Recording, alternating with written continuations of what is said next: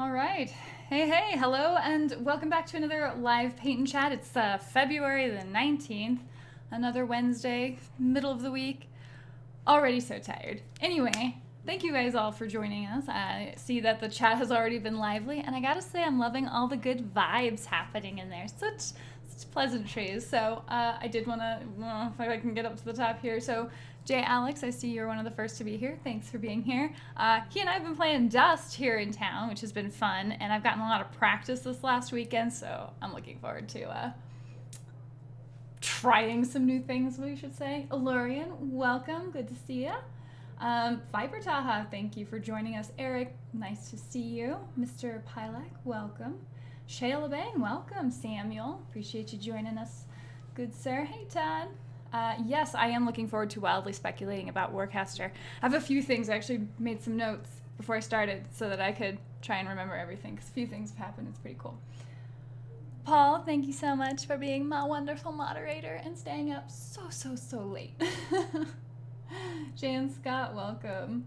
Did I get everybody pretty well? Hi, Dirt's Faller. Appreciate you joining us. Conan, good to see you. Dartnet, welcome. And Kenneth. Okay, so I don't know what all you guys are working on tonight. I have got my Nayslayers that are finally ready, so I've been looking forward to giving them a go here. I have a bunch of other Grimkin stuff that's assembled. I finally just kind of got through the backlog and assembled them all, but it's not all primed. So we're going with Nayslayers, and then hopefully I'll get to work on my Warhorse really soon. I'm so excited. Anyway.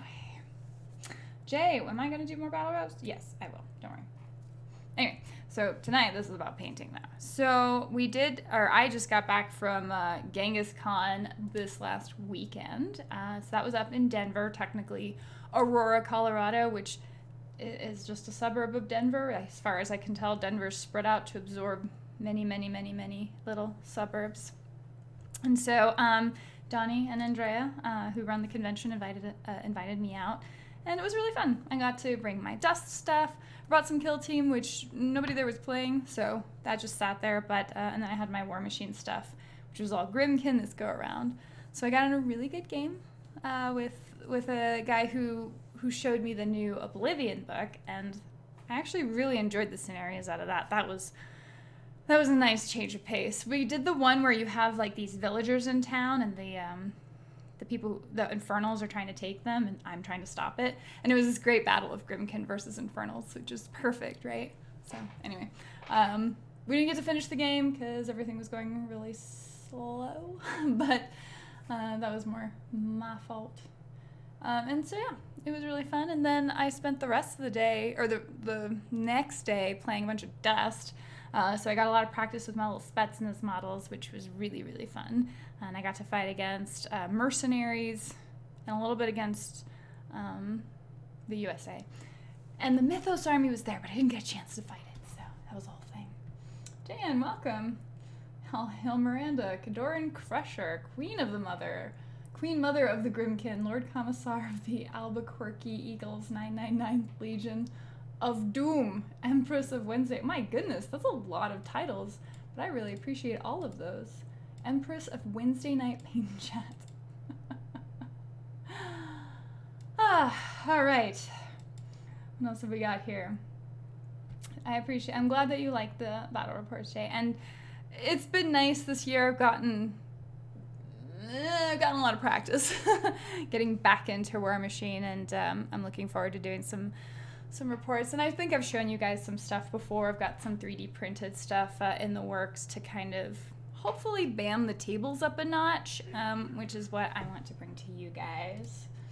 So, Jay Alex, I'm working on getting my resume out. No painting for me. It's been a heavy work day.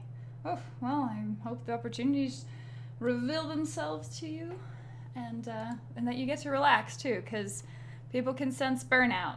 It's a thing, unfortunately. Shale finished Vlad 3 and Sorsha 0 last week, so tonight I'm doing some meat and potatoes, drinkers. Winter Guard and Kovnik Joe. Oh, wow, yeah. Just regular Winter Guard, like the troopers, or are you going with Rifle Corps? Because those seem like they might be better these days. Yeah, Paul, so I didn't get any kill team out because there was nobody there playing kill team. Now, that said, just to give you an idea of what Genghis Khan like kind of looks like, it's basically 75% RPGs. And then there's this table miniature, I should say, aspect of it. And so Bolt Action had really good presence there. That whole tournament, which was one of the days. 40K had a 2-day tournament, and it was in just one of the hotel rooms, but it was pretty busy. Like, there were plenty of people that showed up and turned out for it, and they had really nice terrain and really pretty setups. And I think they were running ITC rules, so they were live streaming some of the games as well. And then on Sunday, there was huge BattleTech presence. Tons of BattleTech. Like, it was fascinating. I got to meet the crew there, or some of the players who were playing this big, like, 6-person game. And then the next day, they were just the normal ones on the tiny mats. Got to see Gaslands, which I know people have talked to me about a bit. Running around with your little modified Hot Wheels. Does seem kind of fun. And then what else was happening as far as tabletop? There wasn't, it's kind of embarrassing. There was like one game of War Machine, and I played it. Nobody really turned out for War Machine, unfortunately. But on the positive side of that, I did offer to run an Iron Kingdoms role-playing game, one-shot, that I had a full group for. Had 6 people. The dudes from the Warlord booth came out and hung out with me. They played like a Nis sorcerer and like a human aristocrat knight, and then like a trollkin, and then I had the rest of my party, which I was really proud of my characters. I feel like I didn't do as much with them as I would have liked, but it's a one shot, right? I had a cool gobber, field mechanic, alchemist, and I had an ogren who was Karun, a dwarven pistolier. It was a sweet old party. So they were in a little bit of a versus, but they didn't murder each other, so that was a positive thing. But yeah, it was a really positive evening. So, from the RPG side of it, and I know I'm rambling, but from the RPG side of it, I got to do that part 2, which was really fun getting back into it, because I played a bunch of the IK RPG last year, and I promise that is coming out. So I couldn't for the life of me spell Quirky this morning. I just blanked on it in Hobbyland. Slow progress on Imperial Knight. We'll post to your Facebook when I get further. Ooh, I do want to see. I'm working on my Avatar of Menoth tonight. Oh, okay. The Avatar is pretty cool. I have both, but I'm working on regular Winter Guard Rifle Corps next. Yeah, I've got the Rifle Corps as well, and I need to do everything with them. I've had my troops, my just Winter Guard troops forever, but the Rifle Corps seem like they're worth getting there. Did people see Duncan Rhodes was painting a Cato Warjack? I felt so silly because I saw it, and I was like, I need to post something about it. And then I never could think of something clever to say about it. And I was like, you're cool, Duncan Rhodes. Thanks for painting Kador, because that's the best faction. But I didn't actually say that because it would sound really lame. So there you go. I said it anyway. Todd, oh, thank you. I'm so glad you enjoyed it. It was fun to write. I wanted to put more time into it. I tend to run out of time really, really bad. But it was fun times. So you were my gobber, if I recall. So I really appreciate you hanging out and joining us. We had three hours of nonsense there. You could have almost got that other Laborjack. I'm tackling more sanguinary guards. Ooh, that sounds fun. I'm really interested in that IK play experience. Well, at some point, maybe if I write another one-shot. I don't know that I could actually just run a whole Iron Kingdoms campaign. Like, my life is too chaotic for that right now. But I could probably do another one-shot. We could do that locally. Maybe we could live stream it. I don't know. Darn it. Oh, thank you. I'm really glad that I got to go to the con and just have fun and meet people and check out the awesome vendor booth. I bought some stuff there. They had, God, what did they have? So obviously the Warlords guys were there, and they were great. Badger was there. They had a ton of miniatures. Oh my gosh, it was crazy how huge a little store they had. So spent a lot of time looking at all their terrain, like, man, can I? Because they have the MDF buildings that are all pre-painted. It's really nice. Hi, Alfonso. Welcome. Duncan is at a crossroads of his loyalties. I don't know. Does he still work for GW? now has left GW. Okay, so he can just paint whatever he wants. So there you go, that works. And it seems like, you know, Warjacks are pretty fun to paint. I mean, they are kind of one of the staples of War Machine, arguably the coolest. And he was painting a full-on Juggernaut, like just flagship, amazing model of War Machine. My favorite. So anyway, yes. I'm curious as to what magical abilities are bestowed upon you by the Khan. I didn't get that far. She did, apparently she's helped out tons in the community and was like this major figure in getting people games, because one of the things that would happen, there were over, for D&D by itself, there were around 120 groups of people playing, and the groups could have like 6 or 7 people. And then there were people playing all of the other RPGs, and there's a whole series of Savage Worlds. I didn't realize it, but Savage Worlds has apparently got a huge presence in Colorado, and Genghis Khan really facilitates a ton of it. So I think you'll see the most representation of any of the Savage Worlds types games at Genghis Con. Yes. So every night, I mean, I hate to say it because it's like not as visually interesting as when you look at miniature games, right? You come out into a convention, you see this huge room filled with people and their beautifully painted models, assuming they're painting their models, and these amazing terrain boards and just, you know, these beautiful landscapes that they're playing on. And you'll see that with Kings of War, and you'll see that with 40K, and you'll see that with a lot of, I mean, gosh, Infinity is kind of the leader of that, right? And like with an RPG, it's more in your mind, and you can have even a few figures, but you don't necessarily have like this whole world, because in an RPG it's just different. You're traveling more, you're not going to have just this one little battlefield. Obviously you're moving around more, so it's not as visually interesting, but it is fascinating to walk through and see like just a ton of people sitting at these tables just engrossed in these stories, and that's really quite magical. So I love it. Spent way too much at Badger. Yeah.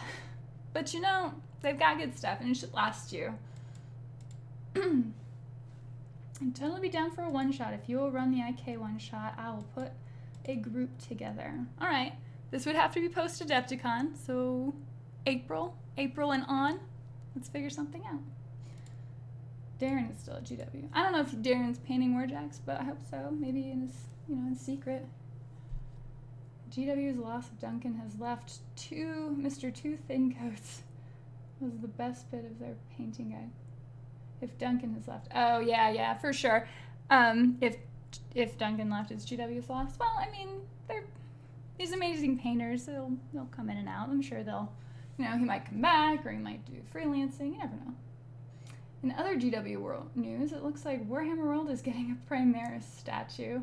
Yes, you sent that to me. This big, alabaster statue of a Primaris Marine. I'm sure a lot of people just love that. By the way, I really am going to paint tonight. That's the intention here anyway. Let me just get this sorted here. Get some extra light going on so that you guys have some sense of what it is I'm doing. So you see that cute little guy? I almost painted a unicorn tonight, but I really want my nace layers done. So this is what they're supposed to look like, approximately. And I had a lot of practice painting my Grey Lord Outriders, so I should be able to paint the horsey just fine. So we'll just get started on that. I used to run riffs, which was cool due to how it could incorporate just about anything. Oh yeah? Well, that's all more of the RPG side of it again, right? They had some really good stuff. I think the cat's trying to get in. No, you can't knock over my models. The worst animals.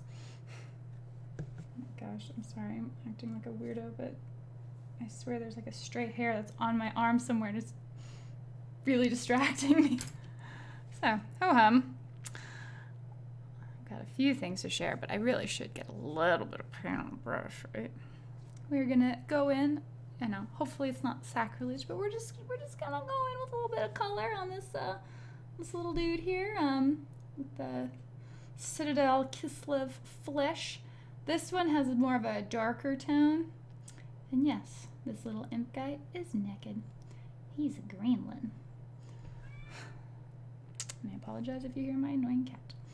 She just wants to be where I am. She's getting lonely in her old age. Silly. Anyway, so we're just gonna paint this little naked guy and get some colors on models, yeah?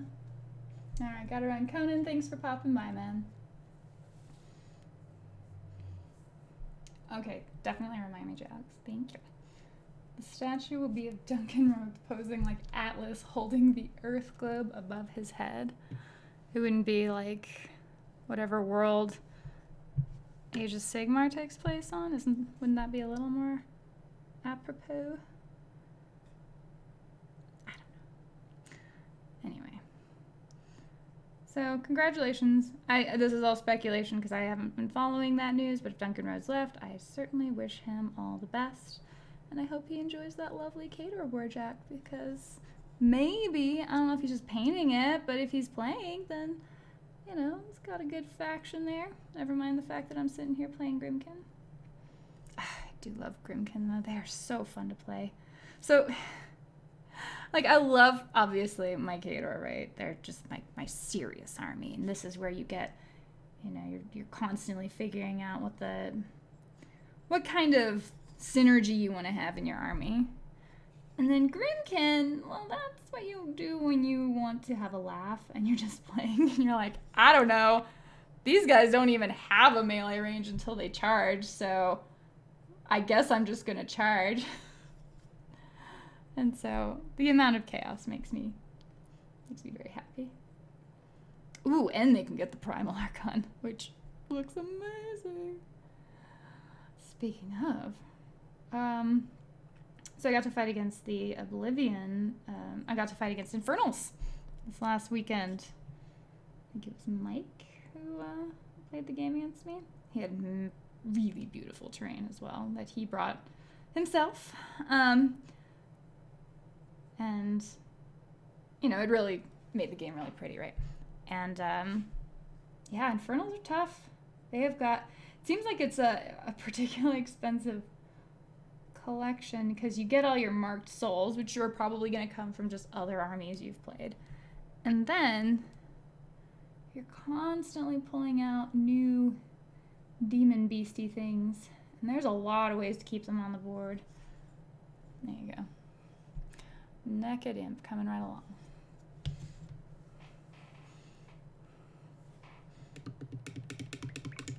Is that a halfling on a pony? No. This is a gremlin on a pony stick, or whatever you call that. And, you know, it might be a real horse. I choose to think that the horse volunteered for this. Anyway, maybe it was a bad horse. Maybe it was an evil horse, and then they're using it. But either way, yes, that's what he's doing. It's even better. Let me show you my assembled other guy. Got this thing assembled before Genghis Khan, but it hasn't been, you know, primed or any of that. So this, it's a little bit of a hot mess because it's just metal and resin. But this is the attachment for it, the command attachment called the Nayslayer Warhorse, which is a beautiful rocking horse with a unicorn horn because that's how you know it's in charge and powerful.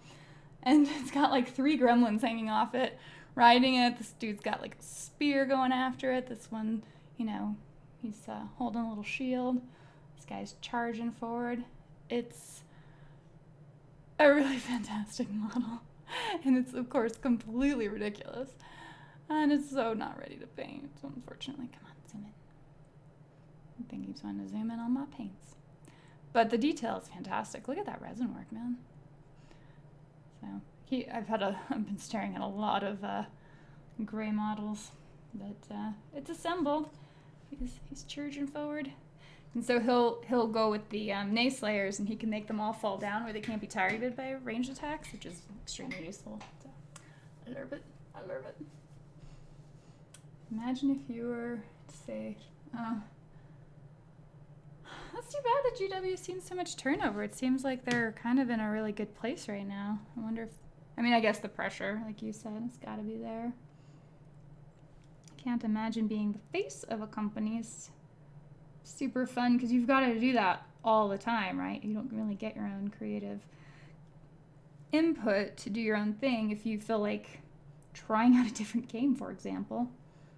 Seems like that might own you a little too much. There we go. This is a Citadel paint. It doesn't actually need layering or anything the way, say, one of my lovely craft paints might.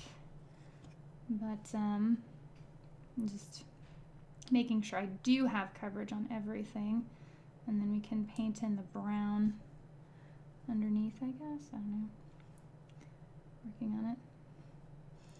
A little awkward painting naked imp butt, but whatever. Just go with it. Minis are minis. It's all metal and plastic at the end. Yes, or resin. These guys are all metal, though. Looks like a little dude from the Dark Crystal. Oh, are you talking about the little potato dudes? The potato-looking dudes? What are they called? Yeah. I know what you're talking about. Looking beautiful. And I have a whole purple theme for the... Oh, you'd love it, Paul. I have a whole purple theme for my Grimkin as far as the ground goes. So that will be totally normal and fine. I don't have to do anything special there. Now I get my staple, my nutmeg brown. Start filling that in. What game is this for? This one is for, well, technically it's for Hordes, but it's also War Machine for from Privateer Press.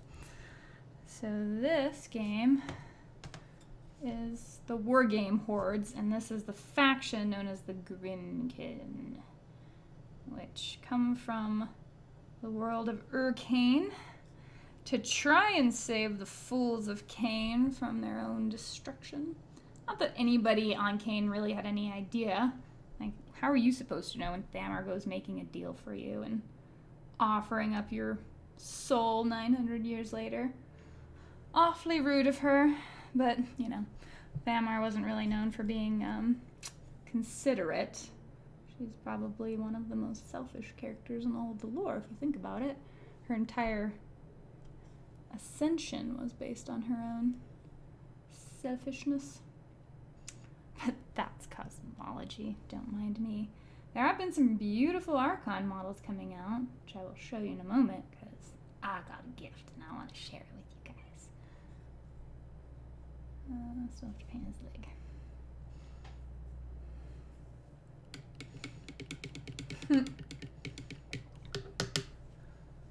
You know, the Asian British girl quit soon after going on camera for GW paint tutorials, and you watch her videos now and her personality is very different. Oh wow. Oh, that's weird. But I guess, I don't know, there's something about being corporate, man. It does change things. I love the Grimkin are equal parts childish fun and face-peeling horror. Oh, right? I mean, what is it, the Glimmer Imp, or is he the one that has the spoon and he steals eyeballs? Like, that's just his thing. So amazing. But yes, the little nayslayers make me happy. Not totally, like, I don't think I'm particularly good at using them. But it is what it is. Alright, so what's this little tail business supposed to be? I guess that's fire? Oh gosh, I'm gonna have to paint fire. Oh goodness. I always find the metal resin hybrid models odd. I got used to them. Well, once it's all primed, it pretty well looks the same. Maybe one day I'll be able to get my hands on a Cage Rager. Girly Dad, let me show you what I got. I had this from a while ago. I'm just gonna share all of my stuff. Alright, things have finally gotten assembled that have been in the backlog. The Cage Rager is already painted. This here is a Rattler. This guy looks like he's probably pretty cool. And he's most certainly a resin cast. And as soon as it focuses, come on there, camera, you can do it. What are you focusing on instead? Yeah. It's always so frustrating watching this thing be done. Anyway, the Cage Rager is one of them that's really cool. There we go. He's covered in chains, and he's got like this crazy, super long, distended hands. They're crazy gross. Very cool. So I dig him. And then finally, Kalakachais is assembled. It took forever, but I got him all sorted out. Obviously, he needs to be based and painted, and I'm gonna go wild with colors, I think, unless I have my friend Flo do it, and then she'll do an even better job. But this thing I played against the Infernals, and it lasted round after round. It got down to 1 hit point. It was so fantastic. I loved it. So great.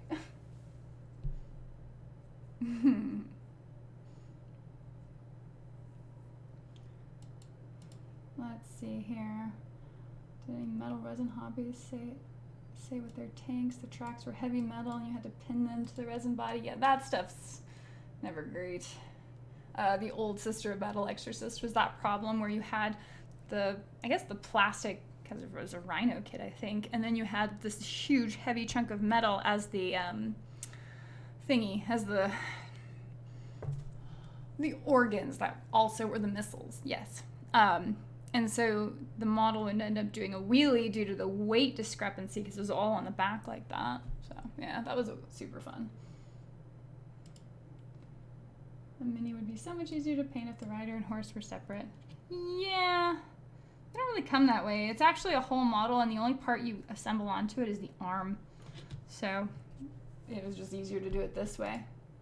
If you want to go extreme, you could grab a color shift paint, then you would have a blurple Grimkin army. Oh dear. Yeah. What is that channel? Is it Sword and Steel? Those other girls that were talking about, because there was all that drama about their color change paint. It seems like an interesting paint. Obviously, I'm not, that particular about what I put on my models, but we'll see. All right, what else have I got here? So, basically metal helmets. That's easy enough. Cool. And then we'll make the base here brown as well, and we'll move on. There we go. But no, I have not used the color shift paints at all. Don't even know where I would begin with that. What color to make my horsey? I don't know. So many choices.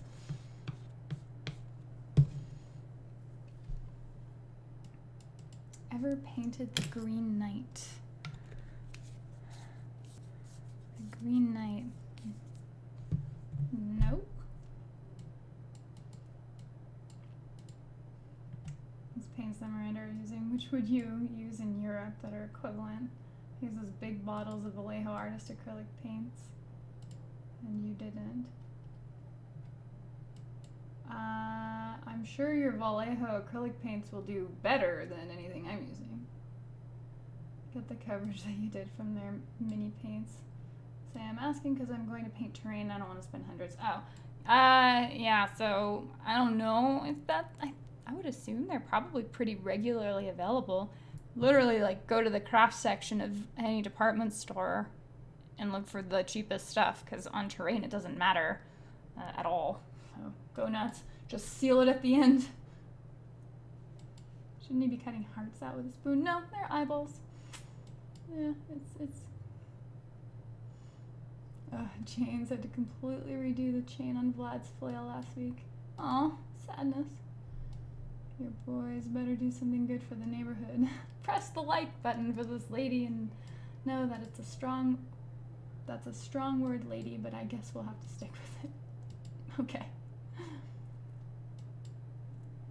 Yeah, but paint boxes and boxes of terrain with GW paints in Mr. Current account. Bank balance is going to have a sore head in the morning. Yes, no, I totally understand. I mean, again, as far as terrain goes, go nuts. I mean, just do the cheapest stuff you need. Oh, where is one of my Grimkin models? To find one. Hang on 2 seconds.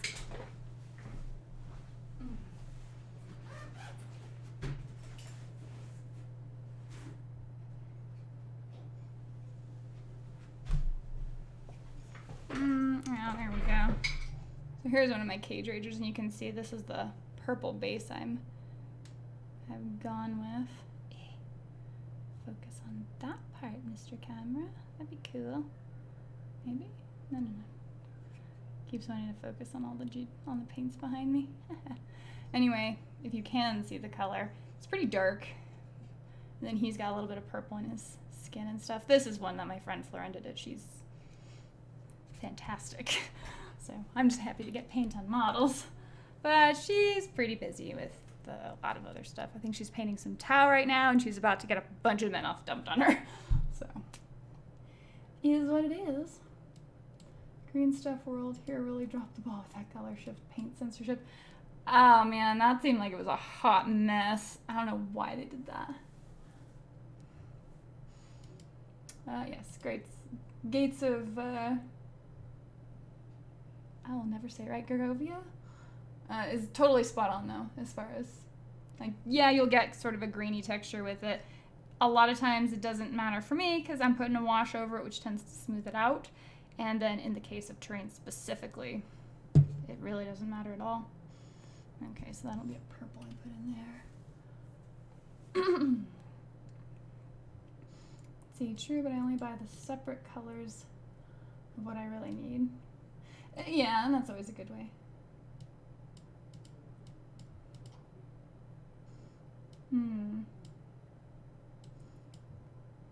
If anything, it makes the terrain look better. For added irony, when painting the Green Knight, listen to Green Day. Oh, alright. Hey, I'm super late. Hey, Jeremy. Hope your work day wasn't too rough on you. We're painting up some Nayslayers from Grimkin. They're so cute and violent. Little funky guys. Alright, so we've got that color on there. Let me finish getting some of the skin tone in there because I missed a spat on his leg. So we are going to get in there and get that coverage because his fit needs to be the right color. And then we'll move on. Probably get some metal on next.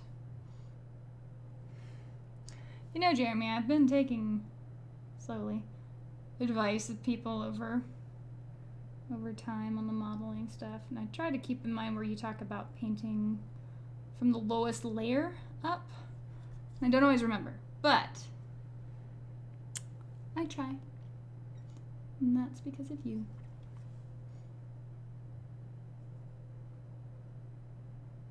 Alright, there we go.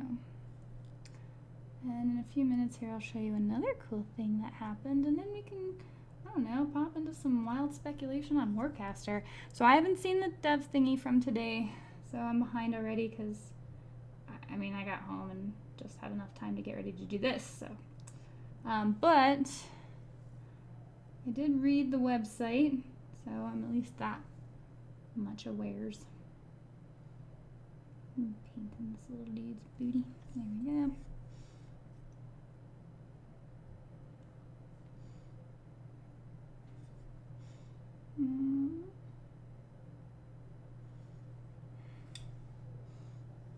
Alright. Getting there.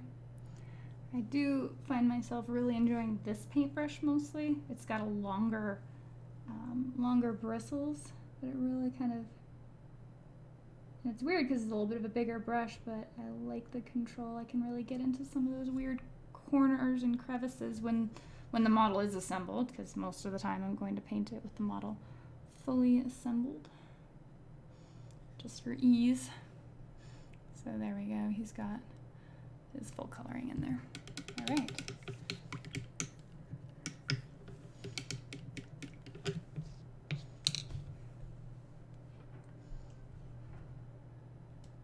Good morning, Mensah Reviews. Appreciate you being here. Alright, I buy more Dave Dog, I buy more GW paints than I need, as I hate A trip to the shop mid-painting session. I become the master of rescuing old GW paints. Well, for the most part, I think they last. And if nothing else, I suppose you could probably get a medium to help to make it last longer. That way you don't have to water it down, because I know that's not great either. Yeah, as far as where I get the craft paints, they're everywhere. Sometimes it's been Walmart, sometimes it's been Hobby Lobby. A lot of these paints are many years old. I don't remember where I got them, but I have them, and they seem to last a long enough time. Do you prefer metallic paint over metallic flat paints? Yes. Thought as if I'm going to do a metallic, it's because I want that specific sheen. That said, Jason over at Creaturecaster showed me some cool stuff he was doing with his paint line, and where you can mix all of those without, because they all have the same medium and you can mix them all, and you could make glazes out of them. And so some of them would kind of have this metallic look that, what am I saying?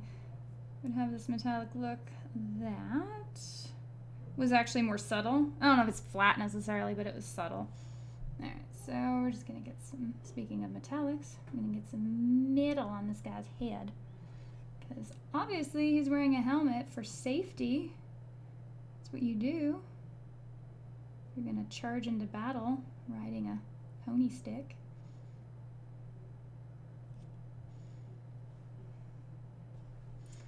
Ho-hum.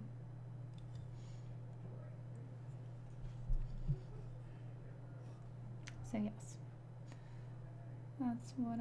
That's why I guess I would prefer it, but I haven't played around with them very much either. Just, I get these metallics as the craft paints, and I don't really dilute or mix a whole lot. Occasionally I'll mix paints if I'm going to do something like lips, where it's just a very small amount of paint needed in a controlled area. I guess if I had a miniature where I could do enough detail to have like eye color, I might mix for that, but that's pretty rare. Oh my god, this guy has a Kidoran anvil on his hat. That's so great. Here we go. Well, that's gonna have to be brought up with some gold. Can't say we're going on next door. Anyway, agree with Paul Dave. Just grab some cheap spray cans. One can will normally cover loads of terrain, and cheap ones like £5. Listen to Lurian, he knows. 6 a.m. there, Menser? Wow. Thanks for joining us. Okay, so with fire, we need to start with one of the darker colors and then go up from there. I'm kind of thinking we might start with red to orange to yellow to like maybe a white over it. I don't know if that's too many layers. I'm making it up. I only saw the photo from their Instagram. Let's see here. Miranda, have you seen the old Confrontation miniatures? What the goblins remind me of. Labyrinth goblins. Old Confrontation miniatures. They're not coming to mind at the moment.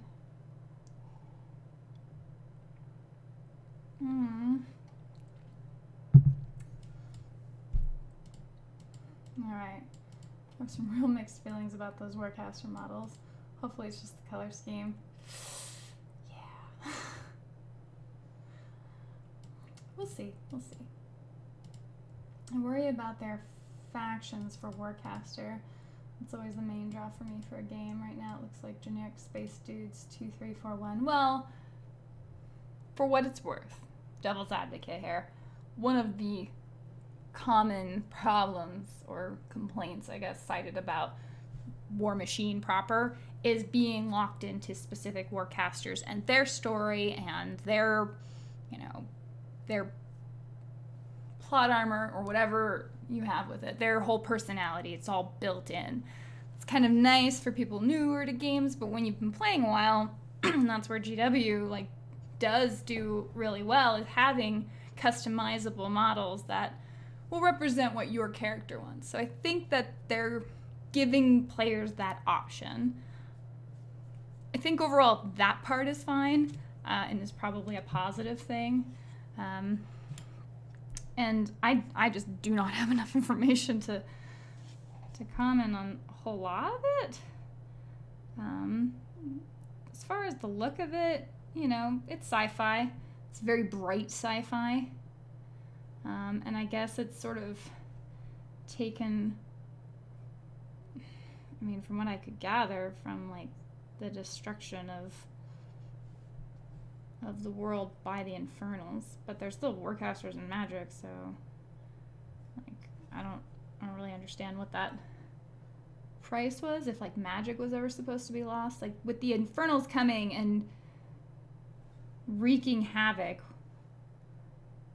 they were calling souls, but obviously humanity's still alive in the galaxy of Cirrus, which makes sense. It's fine. I get it. So we'll see.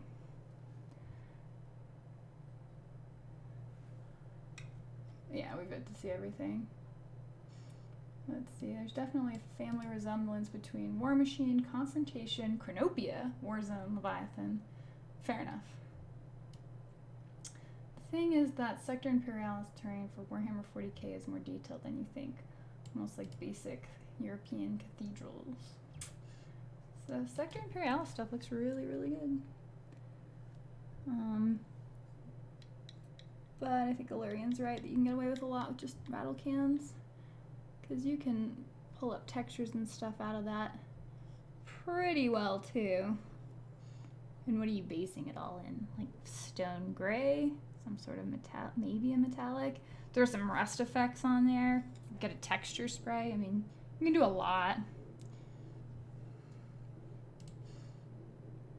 How was the RPG at the con? I think pretty good. Todd was in it. He says he had a good time, so I believe him. And yeah, it was good times. Makes me want to do more of it. So I might host a one-shot at some point in the next few months. Maybe I could stream it? I don't know. Give you a little bit of a sampling of what you're in for with the actual show, because that's going to be amazing. So looking forward to showing you guys.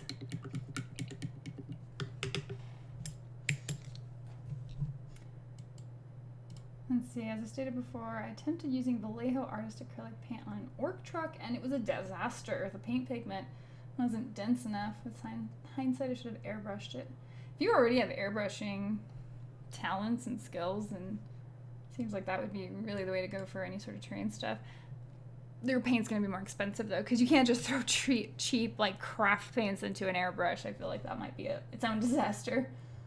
So, RPGs are a great source of material for world building. I bought loads recently. Starfinder, Traveler, D&D 5ed, D&D 3, Advanced Dungeons & Dragons, Gamma World, Star Frontiers, and Dungeon Crawl Classics. Wee!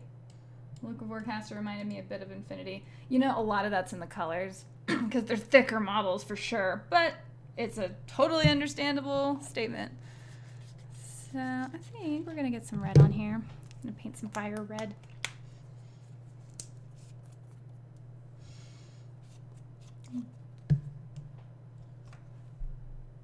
If you really want to see the first generation Labyrinth miniatures, I was thinking Dark Crystal miniature Grenadier models came out with a box set.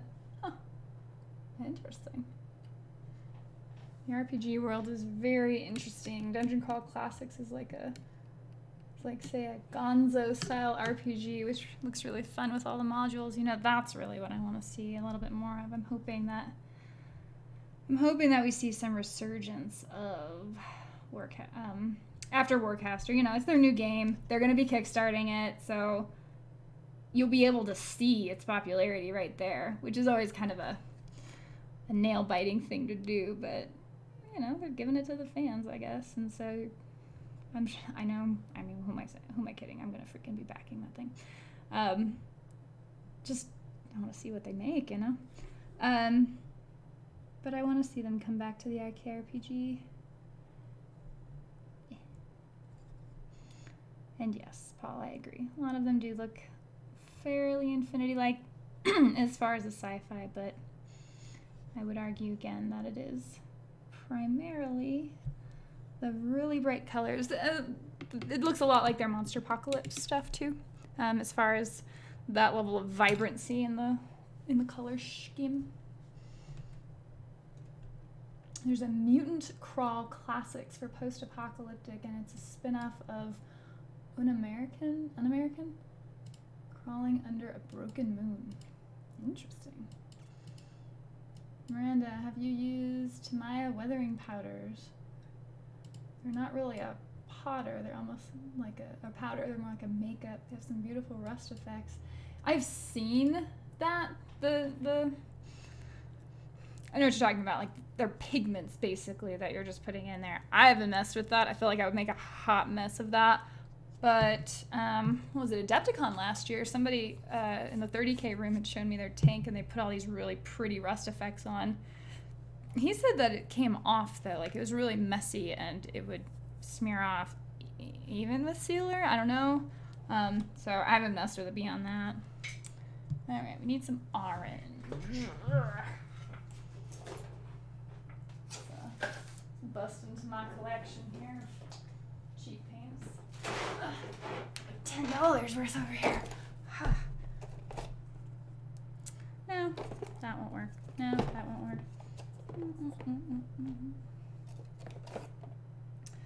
Bus yellow. Well, that's an interesting one.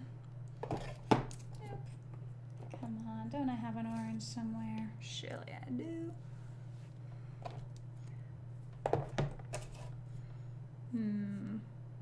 You're not quite right either.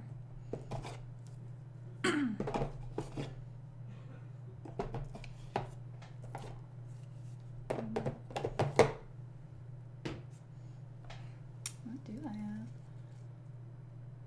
One of my sets is at least 40 years old and still good as new. That's amazing. Cheap craft paint and airbrush equal aircraft paint. I don't think it works that way, Viper Taha.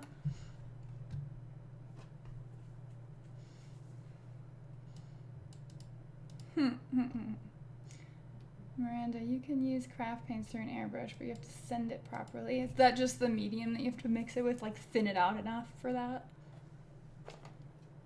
Sometimes you just have to lick the stamp and send it. I used to have no small amount of those pigment powders on my Mandalorian armor. If you seal it with a clear coat, it stays put just fine. Oh, okay, so maybe that's just what I missed. Wow, dad jokes in my stream. I'm gonna have to change my moderating settings. Sounds like an orange, but it does seem a little clay looking. It's the right color here. Oh, that won't work. Might not be sufficiently equipped. All these paints everywhere, and I don't have an orange. Well, alright, moving on then. We'll get to it. Let's figure out the color of this horse. I think that this horse, let's see what we can do here. It's like varying levels of gray horses, and they're mostly brown.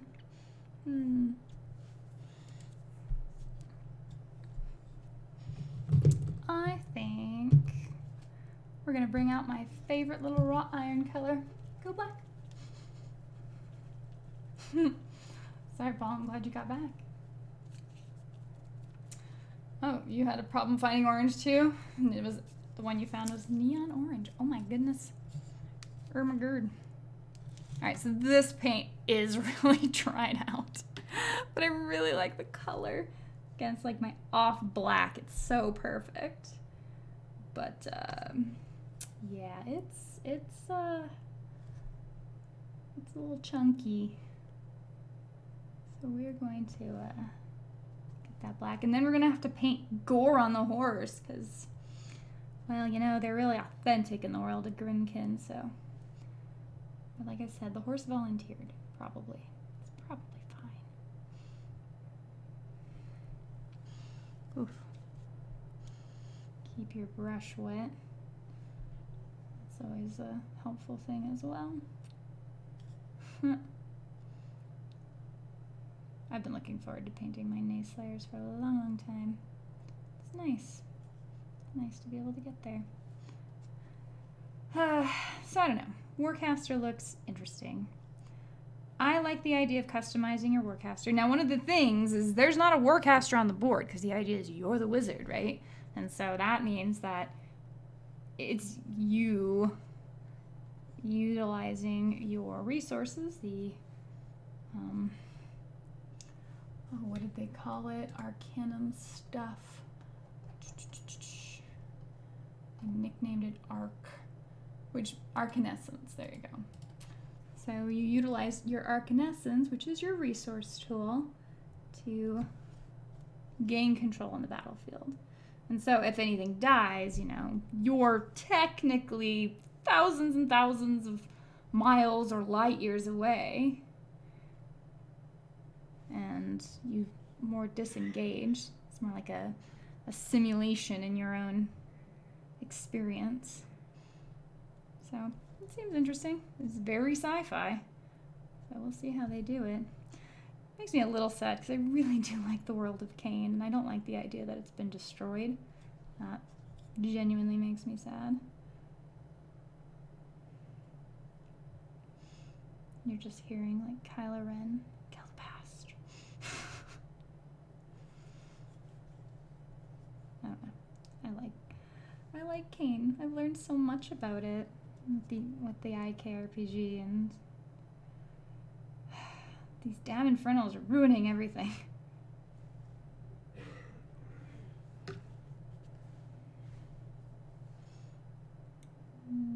Getting a little overly wet on the brush there, but it's how you get a smoothish coat.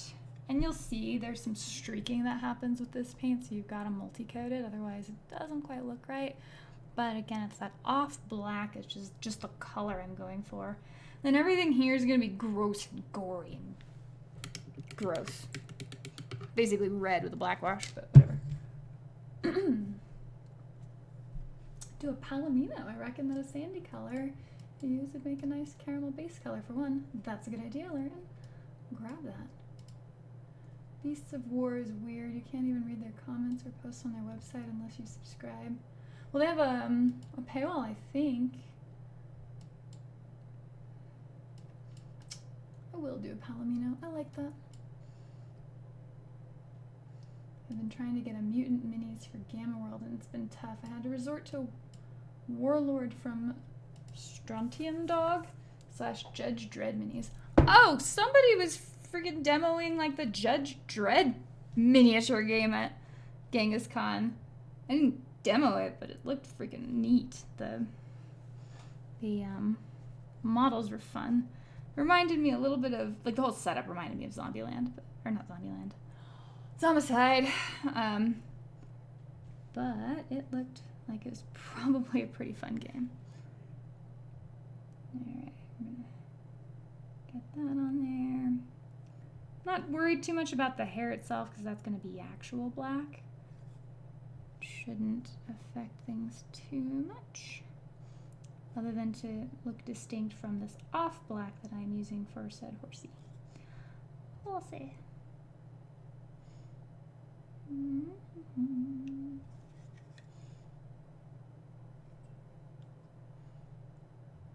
we go. So, progress check, everybody. I know not everyone in the chat's working on minis right now. Some people are just getting some good R&R. Well, I want to hear from you too. How are you guys doing as far as your hobby / relaxing goals? Making some progress. I think I'm going to go with some yellow eyes for this horsey. And there we go. All right. Let's get some gore in there. Blood. Ooh, but I don't have to use my Kadoran Red for this. I could use... This is too bright. Evil Sun's Scar. Found this in the bin. So we'll try it. Yeah, that could work. We need to shake this up a bit.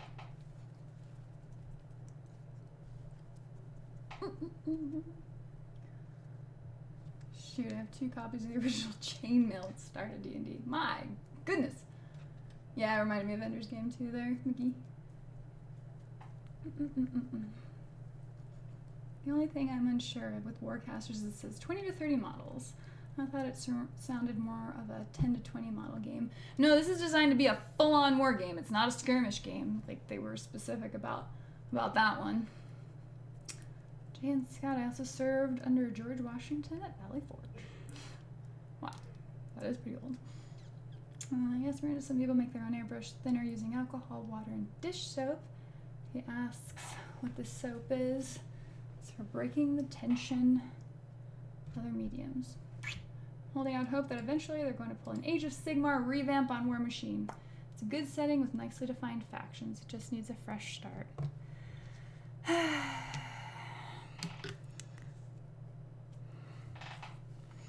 Don't know what that fresh start would need to look like, though. Because the core rules are still super solid, you know? I think there might be just a bit of a fatigue right now. And so I do wonder if part of the hope is that the new game helps to revivify the audience a bit into seeing like what will now be, I guess, the old world, which is weird. I'm like, is this what fantasy players felt like when 40K came out? Like, don't leave me behind. Wait, I don't want this world to go. So, I know, jump in and try it, but just makes me like a little nervous, I guess. But I could definitely see that. It's a strong IP. I mean, it'll never go away. Oh, sorry, let me just thwap the camera a little more there. Blood. Gory blood.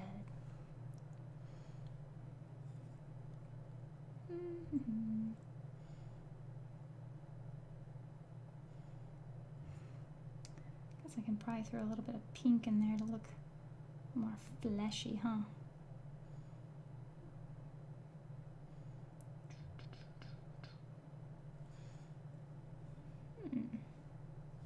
That was too much. There's a Judge Dredd minigame. There is. Apparently it like was a recent-ish Kickstarter thing. It's kind of hard to keep up with all of them now, huh? Because I didn't know about it until I saw it at the convention. I'm like, oh, there's this Judge Dredd toy out here. And they're like, yeah, it's for the game. Like, what? What? And so, yeah, it's a thing.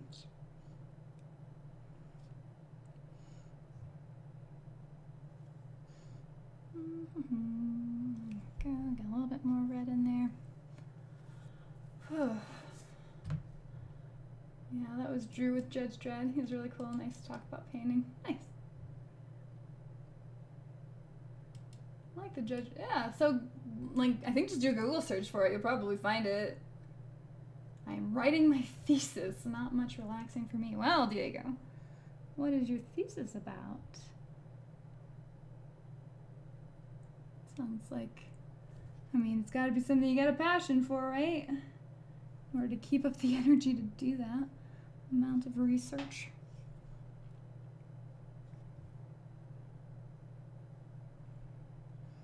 Oh, so gross. So I'm thinking if I dry brush a little bit of pink on it and then blackwash everything. Blackwash? Yeah, probably blackwash. It's my favorite one anyway. Coats are the men's squad. We're getting their second color. Okay. Holding off on Cognic Joe until after, so I can decide on what I want if I want his coat to be red or brown. Okay. Fair point. My Flames of War set is out of the box. Progress is progress. Working on my second RPG setting. Okay. Dart. Nice. Can anyone see my emojis? I feel like some joke comments come off mean and I don't always see your face, so no, I don't see your emojis. I've been chatting more than writing up my cover letter. I have like 4 sentences written. So consider your advice taken, Miranda. Fair enough. No burnout for you. Finishing up my Thamorite Advocates. Okay.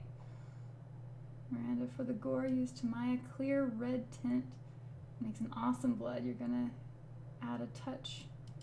You need a very small touch of black tied to it to give it a more clotting blood effect.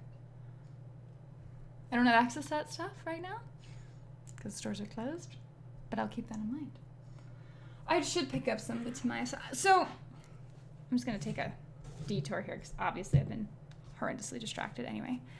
I got a package yesterday, which is totally random and out of the blue, but Privateer sent me a package, which I was very grateful for. So I wanted to share it with you guys because it was kind of funny. It made me laugh a little bit. So first off, and I did try to not dox myself, the addressing was great. That's to me, the girl who wore games. I think that was appropriate. So yeah, Privateer randomly sent me like a little, I don't know, care package? Is that what you call it? It's like miniatures, can't go wrong. And it had this lovely letter from the CEO, which, thank you, I didn't know you knew I existed. He said, I saw in your recent videos you were painting a Khador model. I do love me some Khador. We've not released any Khador models recently, but we have released some new Archons that you may be able to use, so I have included them in this parcel. Oh, that was awesome. So, I'm super happy because I got hooked up on that. I also noticed that you are not using our P3 paints.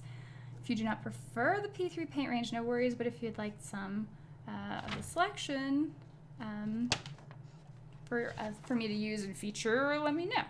So, I don't know. I've never used a P3 paint, ever. And the main reason for that is just they don't sell them in game stores, and it doesn't dawn on me to just go ordering paints.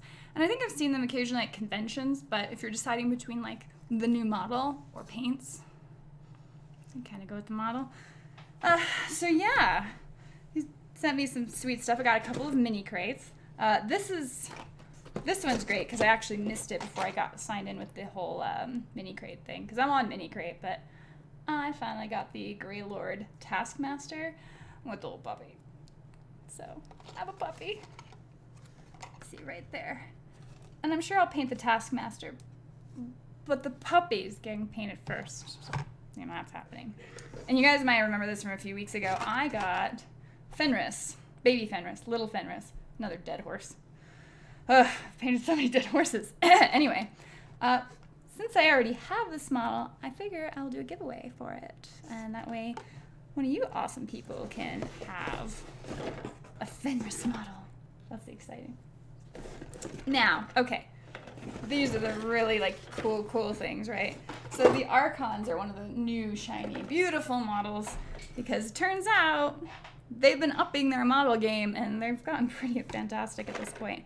So I have the Midnight Archon, which does work for Khador. But not only that, I have the Morrowind Archon. Now they can't be in the same list. Obviously, they're not friends, but they also will work for Khador. So, pretty excited. I was thinking about trying to like ramshackle it all together so I could paint tonight. But that wouldn't be very respectful to the model because it would have errors in it. So I went with the things that were already assembled that I had been working on. So that's what happened there. So anyway, very excited. So thank you to Bob Watts of Privateer for thinking of me. And I don't know, should I use some P3 paints? I'm sure they're up there, like they're really good. I've just literally never tried them. So if you guys have experience with it, I know some of you use them, you can tell me. Oh, we're on the Judge Dredd game. Dredd is hard to find here in the States. It's not carried by all comics. Oh, as far as a comic goes? Really? It's weird.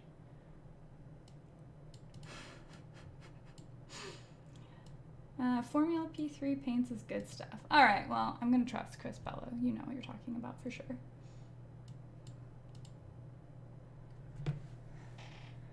Thank you, Mensa. I appreciate you joining. Yes, the Archons look amazing. And having fought against them at Indie Storm, I fought Void Archon and I fought the Morrowind Icon. They're tough. They are really, really powerful. I don't know if they'll get, you know, messed with later or, you know, CID'd, but oh wow, it's crazy. They're so cool. And mine will be assembled and painted by the time I use them. They do look cool. Andragos,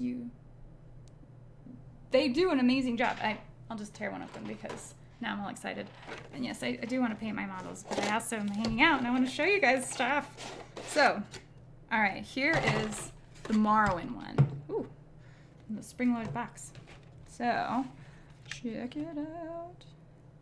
So there's the body, and this is clearly a resin cast. You can tell it has sort of almost a little bit of it's not quite translucency, but it's a little bit of it.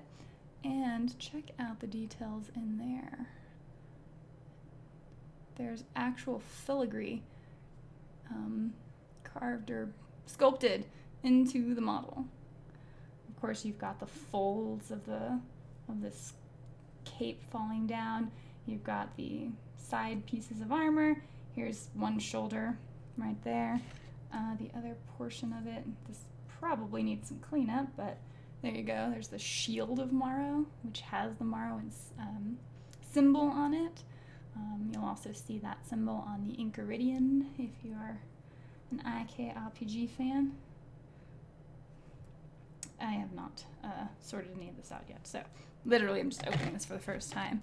And here's her metal head with some fabulous hair. Wow, I love that. Teeny little head. Right on top. So, right there. And so you can kind of set her head where you want it, and she's, you know, the hair is flowing beautifully and graciously, because why wouldn't it really? Hey, more budgies. Miranda, they're a happy paint. They can go to any other paints. Doesn't matter the manufacturer. Matters on the painter. Still have a few bottles of polyester paints I have to keep hydrated. P3 paints are nice. I use them all the time. And they have an excellent dark metallic boiler black. Alright. P3 paints weren't bad. They were touted pretty highly at first for their liquid pigments. It had one of the most lovely metallics I'd ever seen with a greenish silver called Radiant Platinum.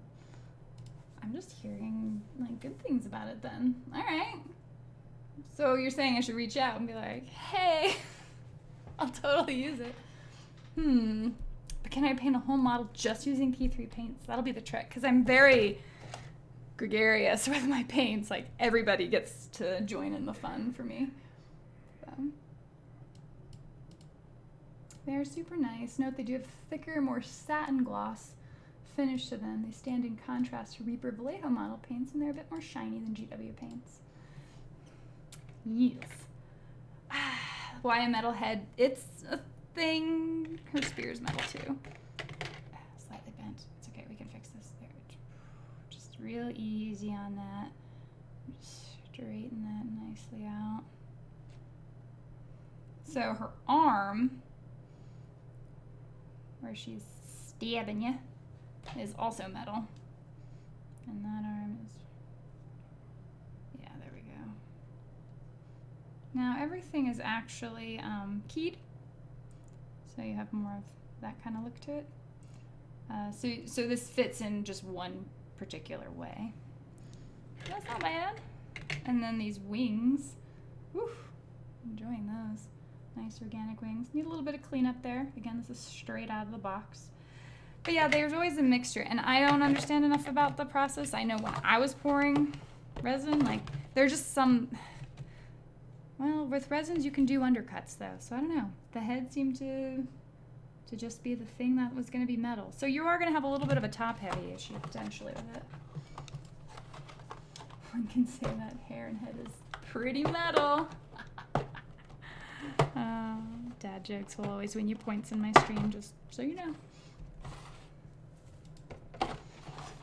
I'm making bases and decided how I want to rebase my Imperial Guard. Rand, is that 3D printed or a sculpted piece? This is gotta be sculpted, no doubt. Now, I'm sure it's all digitally sculpted, but that's the Morrowind Archon. Then you got the Midnight Archon, and this guy's a little heavier, which makes sense. He's got fire everywhere. There's probably a bunch of sculpted fire in here. So let's see that.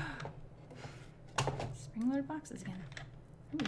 All right, so we've got the collection of metal and resin once again. This is all fire. So much fire. Oh, there's a foot there, so he's kind of coming out of the fire, right?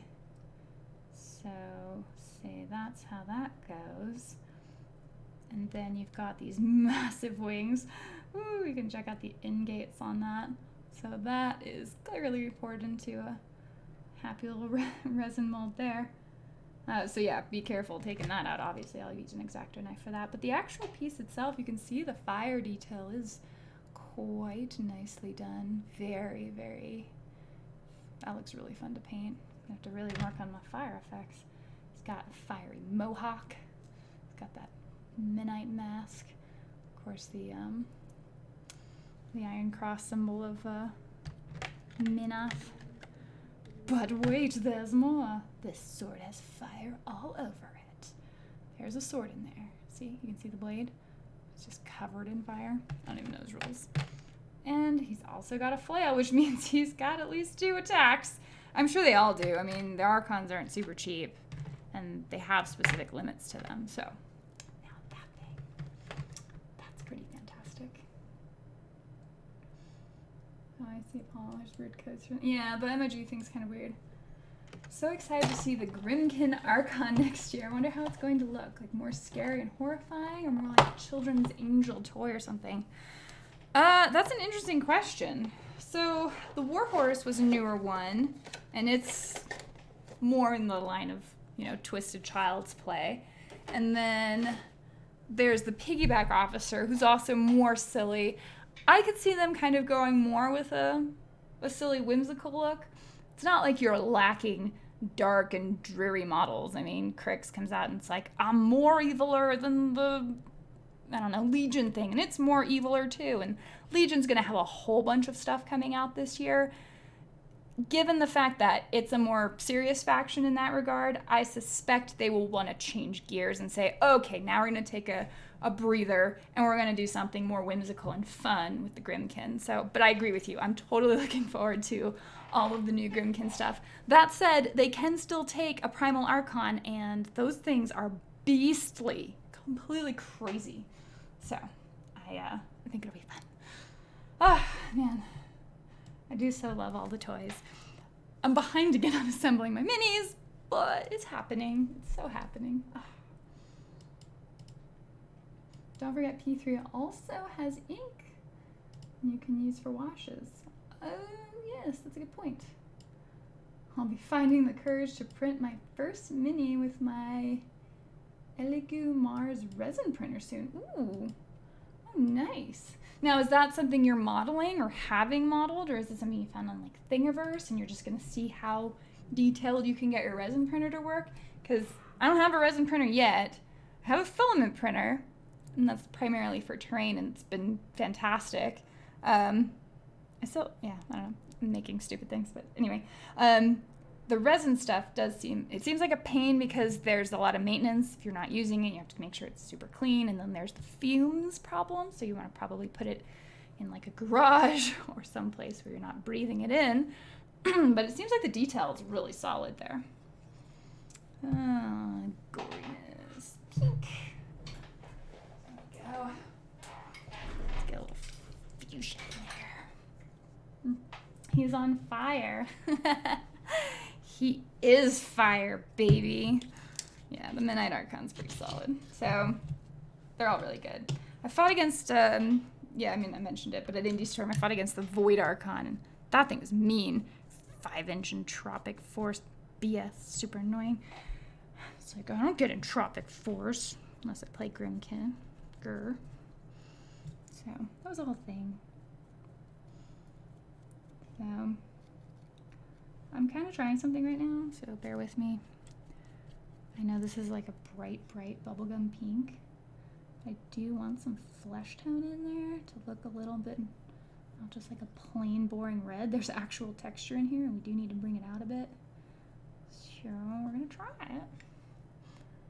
Kind of maybe see it coming up a bit. I think the brush might be a little too wet yet. But yes, so Still working on showing some of my friends how to play War Machine, and then I've been playing Dust, and then I still need to get back to Kill Team. Like, it's really hard to find time to do all of these things. I mean, wah, right? What a problem to have. But it's like, you can't be good at anything if you're just busy playing all of the games. Alright, so blackwash that. Let's get the actual black on and see if that works alright. Is that what I want to do? Yeah, that's what I want to do.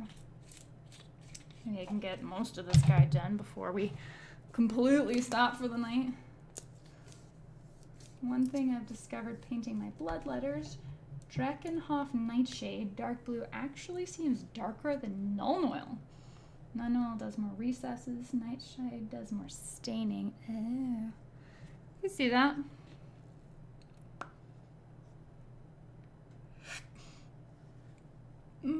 But, I mean, it depends on the effect you're actually going for, right?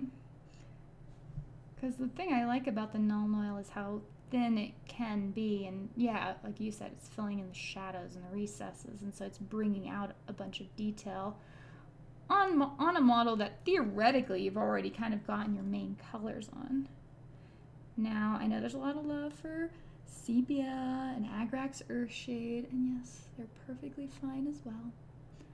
Take nothing away from them. I just use Null Oil more. Alright, so it's kind of a little bit of just black on black. Let's see if it has the effect I'm hoping for. Sort of using the proper black on the high points of the model, just to hopefully get a little separation. Maybe we can work on that Palomino Lurian suggested, because that's a great idea. Palominos are great. It's the horse I ride in Warcraft. Oops.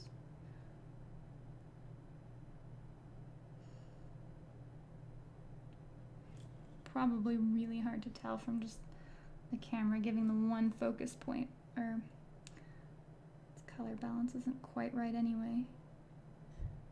So basically the hair is just a little bit darker, and it looks a little bit more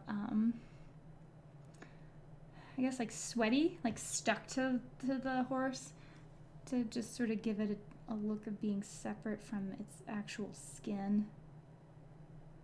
At least that's the intention.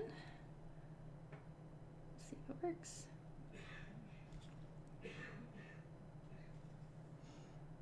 We'll see how it looks when it dries too, because that's a little bit telling.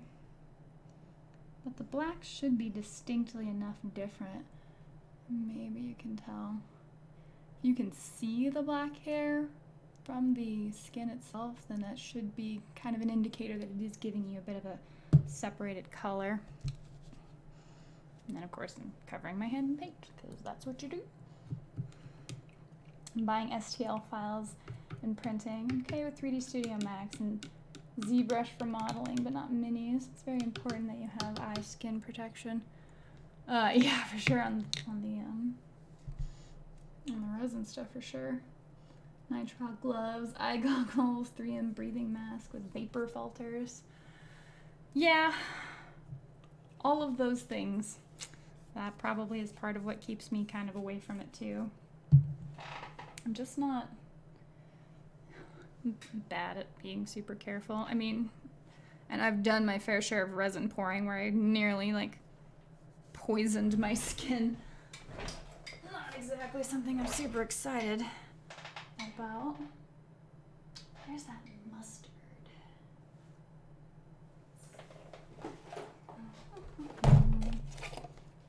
Oof, that's way too bright. Caramel. Yeah. That should hit about the luminosity I'm looking for. Time for tiny brush. My little 0 there is so good for the tiny little details. Level 4 MOPP suit. Level 4 biohazard gear. Easy peasy. Yeah, exactly. As I primed it Mephiston red instead of corn red, I needed to take the red down a bit with Nightshade. There you go. I hope the people behind Genghis Khan invite you back for Tacticon, which I think is in September. It's more of a war game centric event, or so I'm told. That's what I'm told too. I'm pretty sure it's August 29th, I believe, is what Andrea said. We'll have to see, because that does sound like a lot of fun. Now, if there's still RPGs, then I will certainly participate in that as well. But yeah, my first time to Denver, I think it was a lot of fun. The hotel, like the venue, is really nice. I always like to ask the staff whenever I arrive, like, hey, so, what do you think of this lovely nerd fest? And usually the staff's like, oh, they're so well behaved. I guess it's different than, like, corporate parties, maybe, or weddings. I don't know. I bet weddings get crazy. So yeah, wargaming events. Apparently you guys are well behaved. And you know what? Damn interesting, too. Got, like, I can imagine the types of weird, nerdy arguments that happen. And staff's like, okay. It's gotta be more interesting than hearing, I don't know, normal talk. Whatever normal people talk about.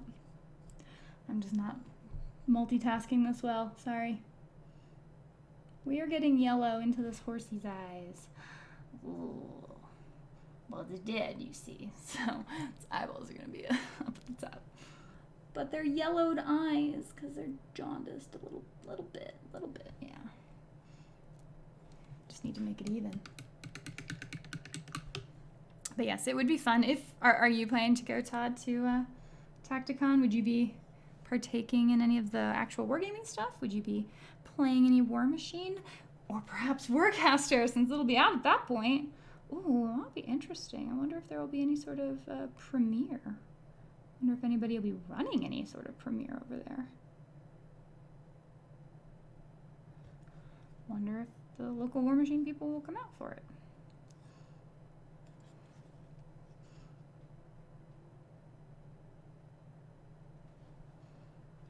There we go. I just figured the yellow against the darker skin like that worked out. Dead horse. Good night, y'all.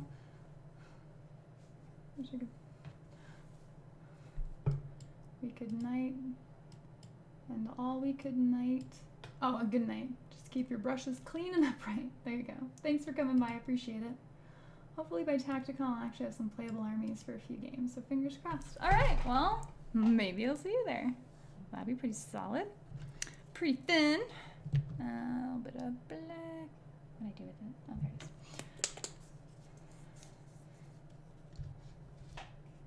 There's a dude on YouTube that buys gas masks, Geiger counters, and protective suits in the UK and just talks about the coronavirus. He hasn't worked out how to get food and eat it.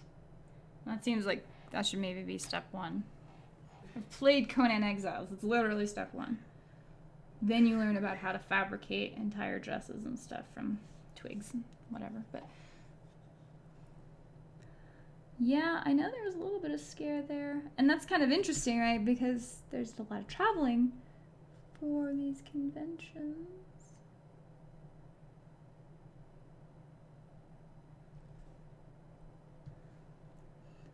And so you've got to be careful. But a lot of it is going to come down to just how healthy you keep yourself. And as mentioned many times before, Adam talks about it on his channel. I'll mention it on mine. You want to avoid the con crud. Whatever it is that's going around, huge part of that is staying hydrated. Like, very really.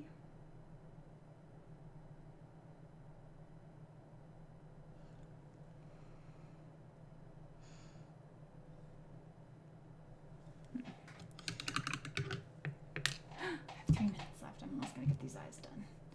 It's almost time to say good night to everybody. I'm having fun. Okay, I've got a little bit of work to do anyway after I get off here. A few tasks to get done, a few emails to send off. Gotta get back to some people. This traveling in the new year has kept me very busy. Okay, eyeballs. So, it's a dead horse, right? So obviously its eyes have rolled up into the back of its head. Obviously. It's a dead horse. So there you go. Got a little bit of personality there on this fun little silly model.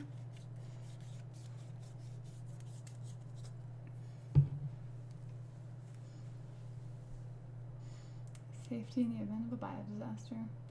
I don't know, man. There's always gonna be something.